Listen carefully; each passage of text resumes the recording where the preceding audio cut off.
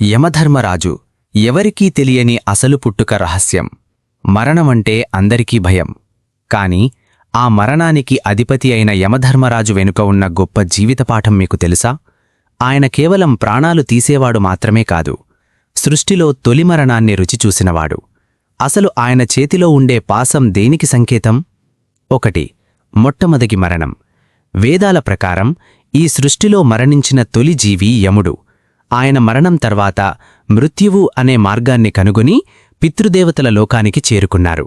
అందుకే ఆయనకు మరణించిన వారి దారి తెలిసిన మార్గదర్శిగా అధికారం లభించింది. ఆయన మరణం ఒక శాపం వల్ల కాదు, సృష్టి చక్రం ముందుకు సాగడానికి ఆయన చేసిన త్యాగం. 2. యముడు ఎందుకు ధర్మరాజయ్యాడు? యముడు కేవలం చంపేవాడు కాదు, తీర్పు చెప్పే న్యాయమూర్తి.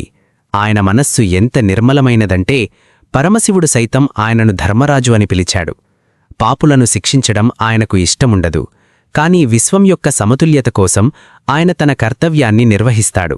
అందుకే ఆయనను సంయమని అని, నిగ్రహం కలిగినవాడు అని కూడా అంటారు. 3. చిత్రగుప్తుడు, కాస్మిక్ డేటాబేస్. యముడి దగ్గర చిత్రగుప్తుడుంటాడని మనకు తెలుసు.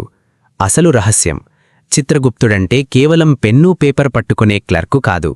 ఆయన మన చిత్తంలో నిక్షిప్తమయ్యున్న గుప్త సమాచారానికి సంకేతం. మనం చేసే ప్రతి ఆలోచన, ప్రతి పని విశ్వంలో ఒక వైబ్రేషన్లా రికార్డవుతుంది. దాన్నే యమలోకంలో లెక్కకడతారు. అగోచర రహస్యాలు. యముడు నచికేతుడు. చిన్న బాలుడైన నచికేతుడు యమలోకానికి వెళ్ళినప్పుడు యముడు అతనికి మరణం తర్వాత ఏం జరుగుతుంది అనే రహస్యాన్ని ఉపదేశించాడు. కఠోపనిషత్తు. యముడు మరణం గురించి మాత్రమే కాదు, ఆత్మజ్ఞానం గురించి తెలిసిన గొప్ప గురువు. నలుగులు కళ్ళున్న కుక్కలు. యమధర్మరాజుకి 2 కావలివారున్నారు. వారు 4 కళ్ళున్న కుక్కలు. అవి మనలోని అప్రమత్తతకు సంకేతం. కాలం ఎప్పుడూ మనల్ని గమనిస్తూనే ఉంటుందని దీని అర్థం. దున్నపోతు వాహనం ఎందుకు?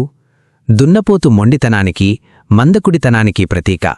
కాలం అంటే మృత్యువు ఎంతటి మొండిజీవినైనా లొంగదీసుకోగలదని చెప్పడానికే ఆ వాహనం. యమధర్మరాజు అంటే భయం కాదు, భక్తి. మనం చేసే ప్రతి పనికి బాధ్యత వహించాలని, ధర్మబద్ధంగా జీవించాలని ఆయన రూపం మనల్ని నిరంతరం హెచ్చరిస్తూ ఉంటుంది.